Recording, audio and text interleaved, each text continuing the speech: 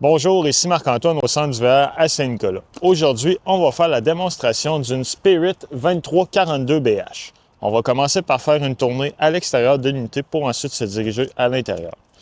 On commence ici à l'avant, on a un coffre de rangement qui fait bord en bord de l'unité et on a un interrupteur juste ici pour allumer les lumières qui se trouvent sur la façade de la roulotte.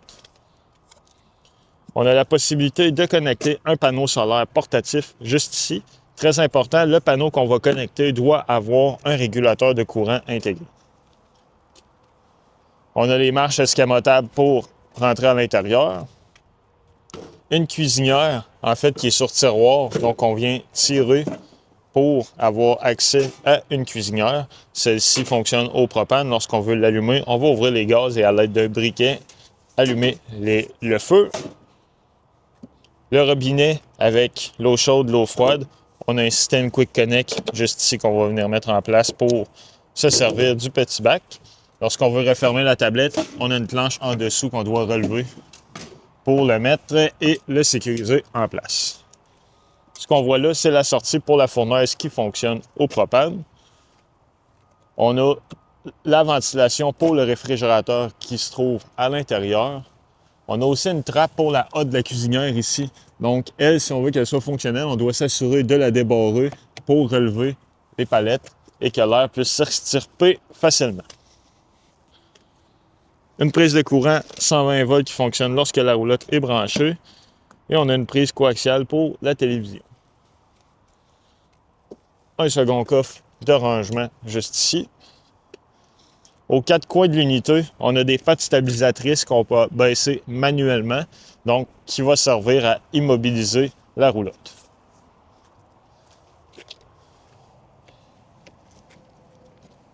À l'arrière, c'est un accès à l'espace en fait des bunk beds qu'on peut relever pour avoir davantage d'espace de rangement.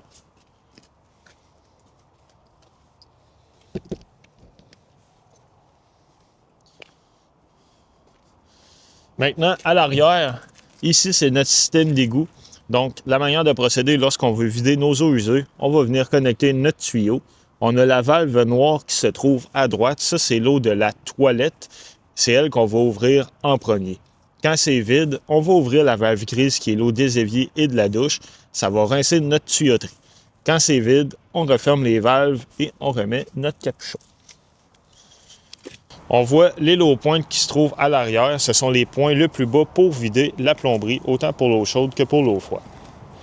Ici, on a une douchette à l'extérieur.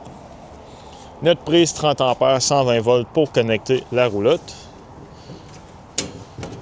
Le chauffe-eau, lui, fonctionne et électrique et au propane. C'est à partir de l'intérieur qu'on peut le mettre en fonction.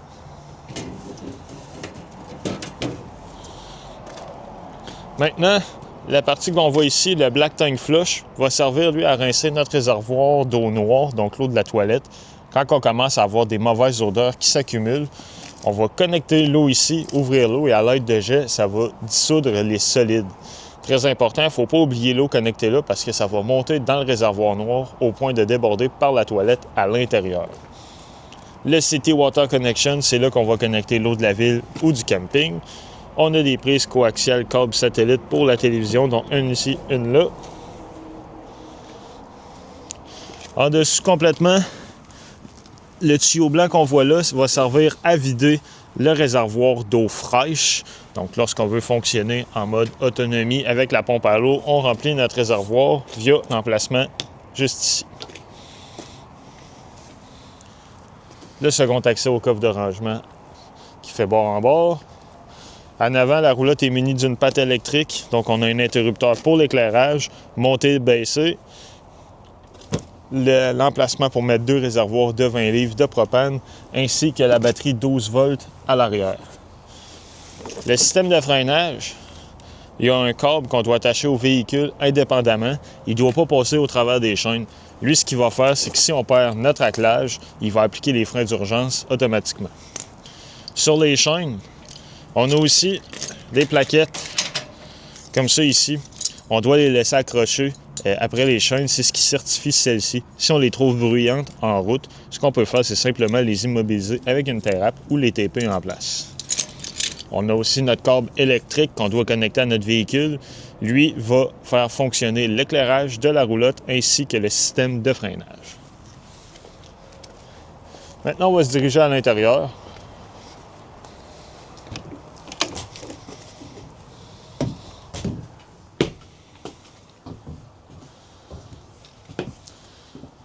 Donc, au-dessus des panneaux d'armoire de la cuisine, on a notre moniteur principal.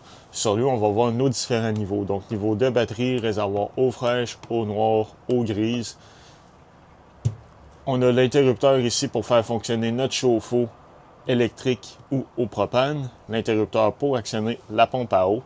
On va recommander, lorsqu'on a fini de se servir de la pompe à eau, de l'éteindre. Donc, lorsqu'on est en mode autonomie, pas accès à l'eau, on utilise l'eau de nos réservoirs.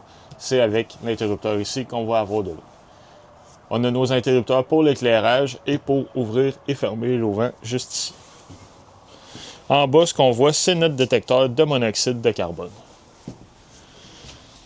L'évier avec l'eau chaude, l'eau froide. On a de l'éclairage qu'on peut toujours ouvrir et fermer manuellement. La hotte de la cuisinière, donc l'éclairage, l'interrupteur pour le fan. Notre cuisinière, elle, fonctionne au propane. Donc, lorsqu'on veut la mettre en fonction, on va ouvrir les gaz et tourner pour allumer le feu.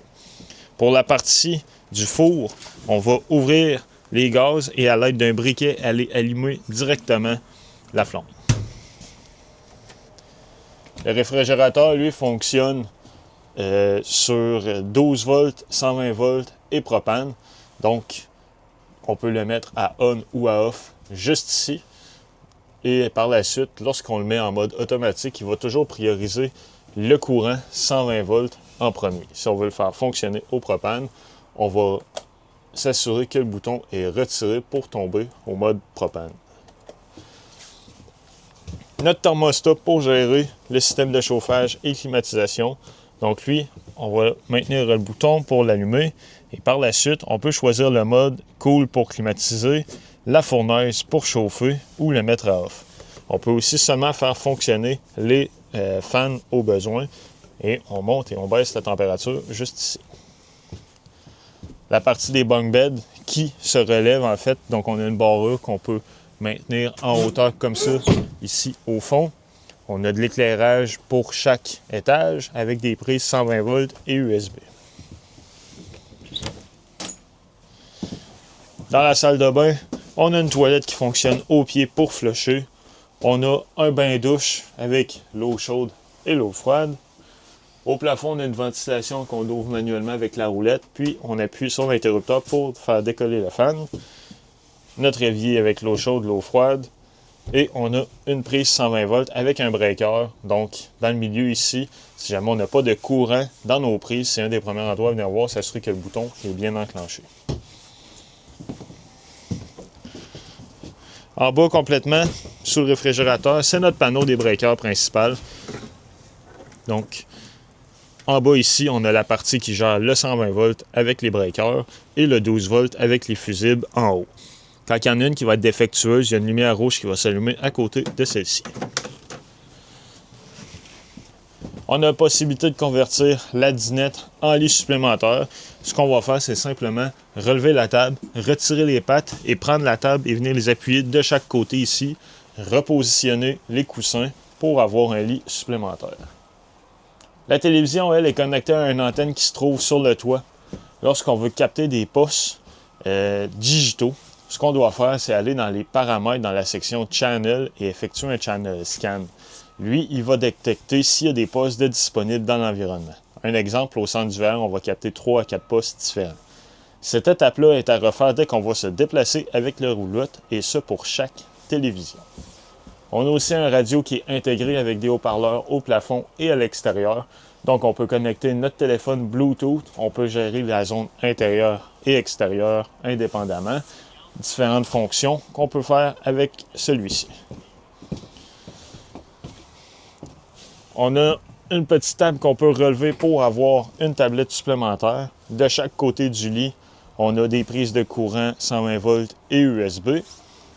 Et pour le lit, en ce moment, il est déployé, mais lorsqu'on veut se déplacer, avoir plus d'espace à l'intérieur, on va simplement replier le matelas vers l'intérieur, relever le panneau. Et le panneau a une barrure qu'on doit venir mettre par en haut, juste ici.